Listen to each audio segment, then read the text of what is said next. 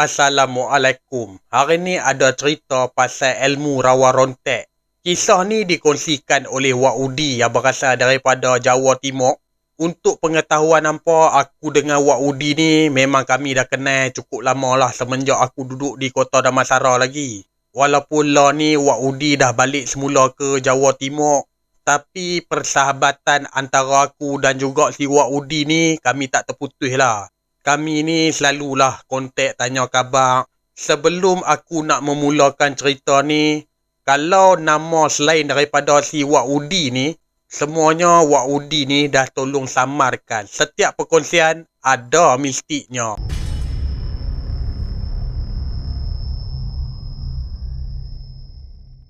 Pada awal tahun 1995, Wak Udi ni nak merantau pergi ke Jakarta. Orang tua kepada si Wak Udi memang galak sangat lah yang si Wak Udi ni nak merantau. Bukan pasal apa, sekurang-kurangnya Wak Udi ni belajar di tempat orang, ambil pengalaman yang baru.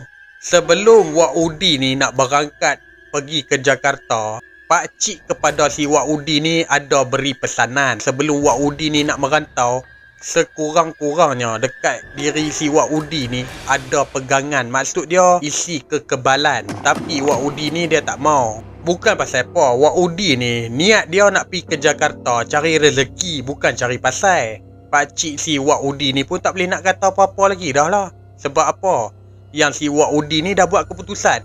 Dia tak mau pasang apa-apa pun dekat diri dia. Jadi Wak Udi ni pun bertolak lah daripada Jawa Timur, pergilah ke Jakarta. Jadi Wak Udi ni pun bila sampai dekat Jakarta, dia ni bekerja sebagai security di sebuah gudang. Dekat 4 bulan jugalah yang si Wak Udi bekerja sebagai security. Satu hari ada kawan si Wak Udi offer dekat si Wak Udi ni kerja di pasar. Mula-mula sekali Wak Udi ni tanyalah gaji macam mana, berapa dia bayar. Lepas tu kawan yang offer dekat si Wak Udi ni pun dia habak lah harga gaji sekian-sekian. Lepas tu kerja macam tu macam ni. Yang si Wak Udi ni dia tertarik. Dan Wak Udi ni pun berhentilah kerja sebagai security. Lepas tu dia pergilah minta kerja dekat pasar tu. Rupa-rupanya kerja angkat sayur, jual sayur. Dan juragan sayur tu pun memang baik sangat lah dengan si Wak Udi ni. Untuk pengetahuan hampa, juragan ni kalau istilah dalam bahasa Melayu dia tokek. Nama juragan sayur ni Pak Kosim. Pak Kosim ni bayar gaji si Wak Udi memang lumayan sangat lah. Wak Udi bekerja dengan Pak Kosim ni daripada tahun 1965 sampailah 1999. Tapi sepanjang pengalaman si Wak Udi bekerja dengan si Pak Kosim ni, pada tahun 1997 ada satu kejadian. Masa tu ada satu kumpulan preman. Untuk pengetahuan hampa, kalau preman ni, kalau diistilahkan dalam bahasa Melayu iaitu samsing. Depa depa nak pau tau. Kononnya nak minta wang perlindungan. Yang geng-geng preman ni pun totally ada 6 orang. Dia pergi ni dekat satu kios ke satu kios. Wang jatah, sini, wang jatah. Dengan mai bawa senjata tajam. Bila sampai saja dekat kios si Pak Kosim ni, yang preman ni pun dia minta lah duit dekat si Pak Kosim. Pak Kosim ni pun bagi tahu dekat preman-preman ni, kalau kalian mau wang, kerja. Salah seorang daripada preman tu, dia tengking si Pak Kosim ni. Lu mau bayar atau enggak? Kalau enggak, kita obrak-abrik lu punya sayur. Pak Kosim ni pun habak balik dekat 6 preman tu. Kalau kalian mau berurusan dengan saya, ayo ikut saya ke belakang. Yang si Pak Kosim ni dan juga si Wak Udi berjalanlah sampai ke belakang pasar. Masa tu pun kira preman-preman 6 orang ni pun ikut sekali lah. Kawasan belakang pasar tu memang tak ada orang langsung. Yang si preman ni pun tanyalah dekat si Pak Kosim, ayo sekarang mau gimana? Kata si Pak Kosim, sini siapa mau duluan? Wak Udi ni sebenarnya dia pun dah menggeletak jugalah. Bukan pasal apa, ialah dengan preman tu ada senjata tajam. Sedangkan si Wak Udi dengan Pak Kosim ni tangan kosong. Tapi sebelum tu, yang si Pak Kosim ni pun dah habak dah dekat si Wak Udi. Udah kamu undur, biarkan aku hadapin mereka.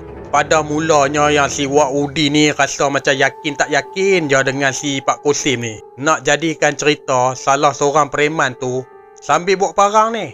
Parang tu dia rembas ke arah si Pak Kosim. Pak Kosim ni dia tepis dengan lengan dia saja. Parang ni dekat bahagian lengan. Dengan siap parang tu melekat lagi dekat lengan si Pak Kosim tu. Tapi yang si Wak Udi ni jadi pelik dengan si Pak Kosim.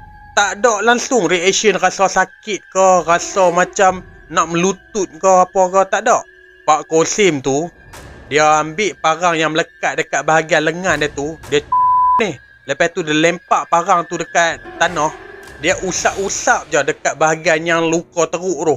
Tengok-tengok kesan luka langsung tak ada. Ibaratkan kulit tu bersambung semula. Dan Pak Kosim ni pun warning dekat 6 preman tu. Mulai hari ni aku nggak mau lihat lagi muka-muka kalian berada di pasar ini. 6 orang preman tu semuanya berlutut dekat si Pak Kosim ni. Ampun bang, ampun bang. Lalu 6 orang preman ni pun semua lari lintang pukang. Lepas tu Pak Kosim ni dia menghampiri dekat si Wak Udi. Pak Kosim ni kata dekat si Wak Udi, apa yang kamu lihat hari ni, tolong jangan kasih tahu sama orang lain ya. Wak Udi ni dia mengangguk. Dalam masa yang sama juga, dalam pemikiran si Wak Udi, dia macam tak percaya tau apa yang dia tengok semasa Pak Kosim menghadapi 6 preman tersebut. Lepas tu yang si Pak Kosim ni, dia pergilah dekat salah satu paip yang berada di belakang pasar tersebut tu. Yalah, walaupun dekat bahagian lengan dia tu kulit dah regenerate, kesan darah tadi tu tetap ada juga. Dia cuci kat situ je. Tapi tak ada langsung kesan yang kena tadi tu.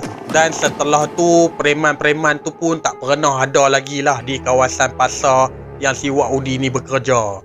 Walaupun si Pak Kosim memiliki ilmu tersebut, Pak Kosim ni tak kacau orang pun. Tapi orang si Pak Kosim ni dia memang baik. Andai katalah si Wak Udi ni tak cukup duit, Pak Kosim sentiasa tolong je dekat si Wak Udi. Bukan kata dekat Wak Udi saja, malahan yang si Pak Kosim ni pun tolong orang lain juga. Dan pernah sekali lah yang si Wak Udi ni bertanya dekat si Pak Kosim, mana yang si Pak Kosim dapat ilmu tersebut. Rupa-rupanya rawa rontek yang dimiliki oleh si Pak Kosim ni sejak daripada tok nenek dia lagi. Rahsia Pak Kosim ni memang si Wak Udi ni pegang dengan erat betul-betul ni. Kalau Wak Udi buka juga cerita ni dekat orang lain, takut tak lagi benda-benda yang tak diingini terjadi dekat atas diri si Wak Udi. Dan pada tahun 1999 yang si Wak Udi ni pun baliklah ke Jawa Timur. Yang si Wak Udi balik ke kampung tu bukan pasal apa, dia ni nak kahwin. Pada awal tahun 2001 yang si Wak Udi ni mainlah ke Malaysia dekat Penang sana tu. Jadi cleaner di sebuah shopping komplek. Sebab tu antara aku dengan Wak Udi ni, kalau aku cakap bahasa utara Malaysia dia boleh faham. Dan Wak Udi ni pun kalau nak cakap bahasa utara Malaysia tu pun dia tak ada lah cakap sangat. Tapi apa dia cakap tu aku boleh faham lah. Pak Kosim sampai hari ni masih lagi hidup. Kadang-kadang tu kalau Wak Udi pergi ke Jakarta, ziarah lah si Pak Kosim ni. Kadang-kadang kalau si Pak Kosim pergi ke Jawa Timur, dia ziarah pula keluarga si Wak Udi.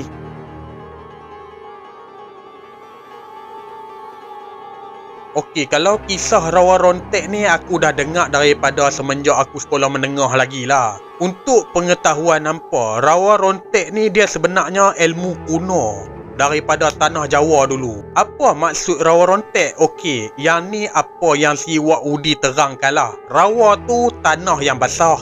Rontek tu bererti penolakan. Sebab apa orang dulu mereka memiliki ilmu rawa rontek ni? Okey, bertujuan untuk menghadapi penjajah Belanda satu ketika dahulu. Ilmu ni sekiranya terluka besar mana sekalipun, ataupun salah satu anggota badan ni terpisah, seseorang yang memiliki rawa rontek ni masih pijak di tanah, anggota yang mana terpisah tadi tu tetap akan boleh bersambung semula. Bak kata orang putih self-healing ataupun regenerate. Dan ilmu tersebut ni memang jaranglah ditemui. Bukan semua orang mampu memiliki. Kata si Wak Udi, kalau orang tu berniat baik, dia tahulah cara guna ilmu rawa rontek ni. Tapi kalau orang berniat jahat, mereka akan jadilah macam preman. Dan untuk memiliki ilmu rawa rontek ni, dia kena bertapa masa yang sangat panjang. Apa yang Wak Udi pernah dengar, mereka ni kena bertapa 3 alam. Contoh dia, mereka kena bertapa dekat ayak, mereka kena bertapa dekat atas pokok, mereka kena bertapa dekat dalam tanah. Sebab apa? Untuk memperkuatkan lagi ilmu tersebut. Tapi kata si Wa'udi lagi, tetap ada kelemahan. Sekiranya orang yang memiliki ilmu rawa rontek ni, dia punya kelemahan dia macam mana tau? Untuk tumpahkan dia, kepala dengan badan ni terpisah. Mereka kena letak berlainan tempat, lepas tu kena gantung dekat atas pokok. Contohnya katalah kepala dekat bahagian pokok belah situ, lepas tu bahagian badan ni pula kena gantung kat tempat lain. Asalkan tubuh tersebut tu jangan terkena tanah.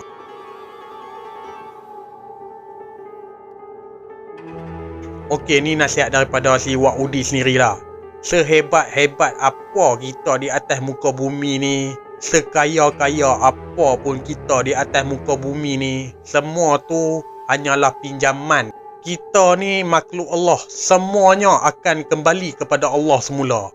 Kata si Wa'udi lagi, semua tu takkan kekal lama. Tak ada siapa-siapa pun yang abadi. Semuanya akan tinggal nama juga, kata si Wa'udi. Okey, sampai di sini saja. InsyaAllah kita akan jumpa di next video. Assalamualaikum.